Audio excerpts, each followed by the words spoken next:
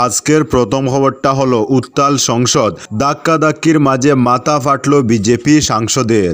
আম্বেদকর ইস্যুতে উত্তাল সংসদ, শীতকালীন অধিবেশন শেষে ঠিক একদিন আগে নতুনভাবে সরগরম সংসদীয় রাজনীতি। তর্ক কিংবা বিতর্ক নয়, সরাসরি সংঘাত, অশান্তির আজ পড়ল সংসদে। কংগ্রেস বিজেপি সাংসদদের ধাক্কাধাক্কির মাঝে মাথা ফাটল বিজেপি সাংসদ প্রতাপ ষড়ঙ্গীর। রাহুল গান্ধীর বিরুদ্ধে ধাক্কা মারার অভিযোগ আনেন বিজেপি সাংসদ। পাল্টা থেমে থাকেননি কংগ্রেস সাংসদরাও। মল্লিকার্জুন খার্গে ও প্রিয়ঙ্কা গান্ধীকে ধাক্কা মারা হয়েছে বলে বিজেপির বিরুদ্ধে অভিযোগ তুলে বিরোধী শিবির। অবশ্য বিজেপি নেতার অভিযোগ নিয়ে মুখ খুলেননি রাহুল গান্ধী। এদিন তিনি বলেন, সংসদের মধ্যে প্রবেশের অধিকার ও অনুমতি আমাদের রয়েছে, কিন্তু বিজেপি সাংসদরা ক্রমাগত সংসদে ঢুকতে আমাদের বাধা দিচ্ছিল, এমনকি আমাকে হুমকি হুঁশিয়ারিও দেওয়া হচ্ছিল। জানা যায়, এদিন কংগ্রেস সংসদীয় কমিটি বৈঠকের পরেই উত্তেজনার সূত্রপাত। বৈঠক শেষে রাহুল গান্ধী ও প্রিয়ঙ্কা গান্ধীর নেতৃত্বে মিছিল করেন অন্যান্য কংগ্রেস সাংসদরা। সংসদের প্রবেশদ্বারের সামনে দাঁড়িয়ে চলে প্রতিবাদ। সেই ফাঁকে রাহুল গান্ধী সংসদের মধ্যে প্রবেশ করতে গেলে তাকে বাধা দেন বিজেপি সাংসদরা, এমনটাই অভিযোগ লোকসভার বিরোধী দলনেতার। আজকের পরবর্তী খবরটি হলো সাতরাকান্দি জিপির একটি বুথ সেন্টারে প্রায় 400 ভোটার বাদ সরব। পঞ্চায়েত এলাকার খসড়া ভোটার তালিকায় ব্যাপক বিসঙ্গতির ফলে সরব হলেন সুনাইর একাংশ লোক। সাতরাকান্দি জিপির ভোটার তালিকা থেকে বাদ পড়েছেন 193 নং বুথ সেন্টারের প্রায় 400 ভোটার। বুধবার এ নিয়ে সংবাদ মাধ্যমের সামনে ক্ষোভ প্রকাশ করে সোনাবাড়িঘাট জিপির প্রাক্তন সভানেত্রীর প্রতিনিধি শামসুল ইসলাম বরবুইয়া বলেন, খসড়া ভোটার তালিকায় ব্যাপক অনিয়ম হয়। চূড়ান্ত তালিকাটি সঠিকভাবে ঠিকঠাক করা না হলে বিপাকে পড়বেন জনগণ। খসড়ায় এক সেন্টারের 400 বুথ কর্তন রয়েছে, এর উপর এক গ্রামের বুথ অন্য গ্রামের সেন্টারে অন্তর্ভুক্ত করা হয়েছে। প্রায় 3000 কিলোমিটার দূরত্বে কারো বুথ থাকলে কেউ ভোট দিতে যাবে না। তাই চূড়ান্ত তালিকাটি সঠিকভাবে প্রকাশ করা না হলে আন্দোলন গড়ে তোলার হুঁশিয়ারি দেন শামসুল ইসলাম। এ নিয়ে একটি স্মারকলিপিও সুনাই সার্কেল অফিসারের কাছে জমা দিয়েছেন বলে জানান। আজকের পরবর্তী খবরটি হলো দুর্ঘটনাগ্রস্ত বাহন বরাকের গর্ভ থেকে মুহূর্তে তুলে আনায় ডুবুরিকে সংবর্ধনা এসপির। বরখলার রায়পুরে দুর্ঘটনায় বরাক নদীতে ডুবে যাওয়া এল্টো গাড়িটি মুহূর্তের মধ্যে উদ্ধার করায় ডুবুরিকে সংবর্ধিত করলেন পুলিশ সুপার নুমাল মাহাত্তা।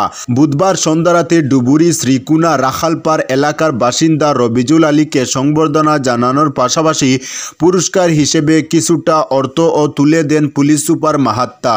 উল্লেখ্য, মঙ্গলবার রাতে রইসুদ্দিন বরবুইয়া ও স্ত্রী হেলিনা বেগম বরবুইয়া এবং তাদের 13 মাসের কন্যা সন্তান থাকা এল্টো গাড়ি নিয়ন্ত্রণ হারিয়ে নদীতে পড়লে ডুবে যায়। রইসুদ্দিন গাড়ির গ্লাস ভেঙে বের হলেও স্ত্রী ও শিশু গাড়ির ভেতর আটকে গেলে মৃত্যু ঘটে। ঘটনার পর এসডিআরএফ ও এনডিআরএফ বাহিনী নদীতে তল্লাশি চালিয়ে বাহনের কোনো সন্ধান পায়নি।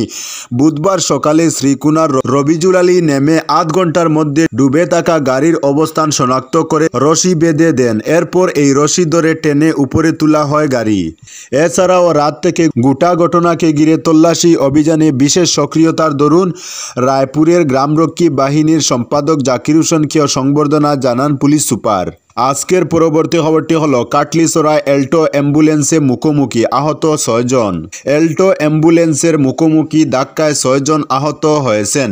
দুর্ঘটনাটি ঘটেছে বৃহস্পতিবার বিকেলে কাটলিছড়া থানার অধীন কার্তিকছড়ার 6 নম্বর জাতীয় সড়কে। আহত ব্যক্তিরা হলেন এল্টো চালক বিধান নমশূদ্র, সারিমুল হক, বাবুল নমশূদ্র, অ্যাম্বুলেন্সের রোগী উমা নায়েক, বাবুলাল নায়েক, সরস্বতী নায়েক। তাদের হাইলাকান্দি এসকেরায় সিভিল হাসপাতালে পাঠানো হয়। গুরুতর আহত বিধান নমশূদ্রকে শিলচর মেডিকেল কলেজ ও হাসপাতালে স্থানান্তর করা হয়েছে। জানা গেছে, অ্যাম্বুলেন্স নিয়ে শিলচর মেডিকেল কলেজ থেকে রিলিজ নিয়ে উমা নায়েককে মণিপুর বাগানের বাড়িতে নিয়ে যাচ্ছিলেন পরিবারের লোকেরা। গারমুরা থেকে রাতাবাড়ি অভিমুখে আসা রাবার সিট বুঝাই এল্টোর সঙ্গে কার্তিকছড়ায় সংঘর্ষ হয়। দুর্ঘটনার খবর পেয়ে ওসি এমপি দাউলাগুপু ঘটনাস্থলে পৌঁছে আহত উদ্ধার করে কার্তিকছড়া প্রাথমিক স্বাস্থ্য কেন্দ্রে পাঠান। AS 10 BC 5006 নম্বরের এল্টো ও RAS 11 CC 3390 নম্বরের ইকোভ্যান অ্যাম্বুলেন্স বাজেয়াপ্ত করে থানায় নিয়ে যায়। আজকের পরবর্তী খবরটি হলো দক্ষিণ সৈয়দপুরে খসড়ায় অসঙ্গতি, আপত্তি শুনলেন ARO। গোটা রাজ্যে পঞ্চায়েত নির্বাচনের ভোটার তালিকার খসড়া নিয়ে তীব্র অসন্তোষ দেখা দিয়েছে। খসড়ায় প্রতিটি জিপিতে অসঙ্গতি রয়েছে, কারো নেই নাম, কারো অন্য গ্রুপে। একই কাণ্ডের শিকার হলো সুনাইয়ের দক্ষিণ সৈয়দপুর জিপিও।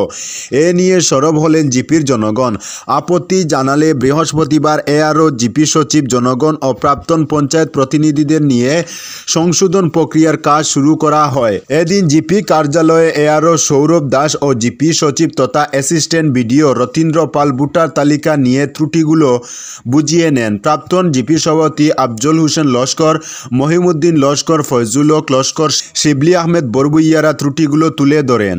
তারা বলেন, সরকারের এসওপি মতো তালিকা হয়নি, সরকারি নিয়ম মতে ভোটার তালিকা প্রকাশের দাবি জানান তারা। আজকের পরবর্তী খবরটি হলো, পুলিশের কাঁদানো গ্যাসে আহত বেশ কয়েকজন সাংবাদিক, প্রতিবাদে বিক্ষোভ প্রতিবাদ। বুধবার কংগ্রেসের রাজভবন চলো অভিযান কর্মসূচির সংবাদ সংগ্রহ করতে গিয়ে পুলিশের কাঁদানো গ্যাসে বেশ কয়েকজন সাংবাদিক আহত হন। পুলিশের এহেন কর্মকাণ্ডে বিভিন্ন সাংবাদিক সংগঠন প্রতিবাদে সরব হয়। একইভাবে তীব্র প্রতিবাদ জানায় শিলচরে কাছার ই-মিডিয়া জার্নালিস্ট অ্যাসোসিয়েশন। বৃহস্পতিবার শিলচর ক্ষুদিরাম মূর্তির পাদদেশে সংস্থার কর্মকর্তারা জমায়েত হয়ে কালো বেজ পরিধান করে ঘটনার প্রতিবাদ জানান। পুলিশের এহেন কর্মকাণ্ডের ধিক্কার জানিয়ে শীঘ্রই ঘটনার তদন্তের দাবি জানান সংস্থার কর্মকর্তারা। কর্মসূচিতে উপস্থিত ছিলেন অভিজিৎ ভট্টাচার্য, অনিরুদ্ধ লস্কর, জাকির হোসেন, অরূপ নন্দী, আহাদুল হক, সমীর ডেকা, বিক্রম সরকার, সুরজিৎ চক্রবর্তী, রমিজ আহমেদ সহ অন্যান্যরা।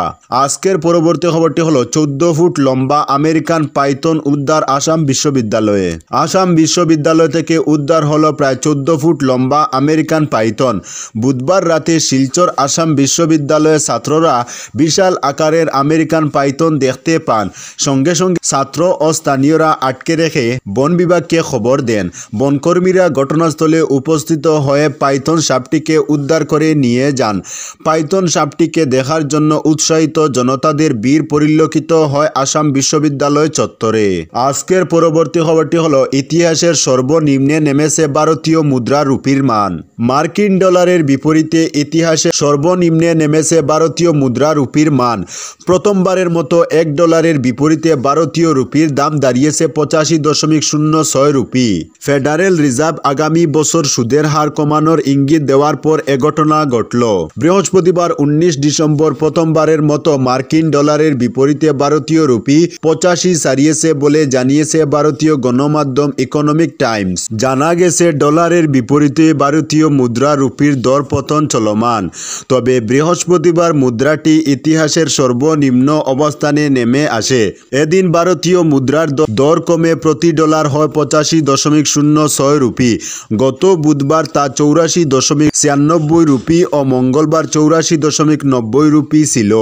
আজকের পরবর্তী খবরটি হলো, আফগানিস্তানে ভয়াবহ পথ দুর্ঘটনায় 52 জনের মর্মান্তিক মৃত্যু।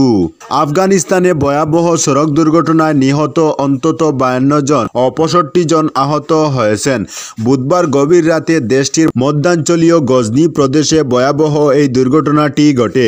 বৃহস্পতিবার 19 ডিসেম্বর তালেবান সরকারের মুখপাত্র এই তথ্য জানিয়েছেন।